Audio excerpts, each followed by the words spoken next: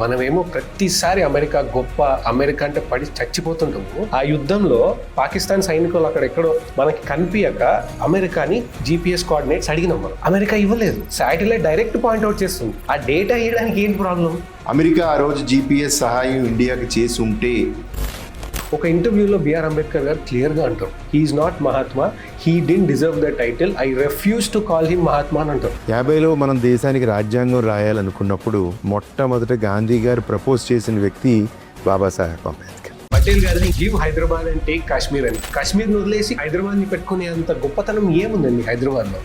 మూడు ప్రాంతాలు చాలా ప్రాబ్లమెటిక్ ఏరియాస్ కింద ఆ రోజు విలీనానికి అపోజ్ చేశాయి. 1 జునాగఢ్, 2 హైదరాబాద్, 3 కాశ్మీర్. సర్దార్ వల్లభాయ్ పటేల్ గారికి నా ప్రైమ్ మినిస్టర్ ఉండుంటే, ఫస్ట్ ప్రైమ్ మినిస్టర్, ఇప్పుడు భారతదేశం ఎట్లుండేది? చరిత్ర ఎప్పుడూ కూడా నిజమైన హీరోల్ని లేటుగా రికగ్నైజ్ చేస్తుంది, కానీ చరిత్ర ఎప్పుడు వాళ్ళని మర్చిపోదు.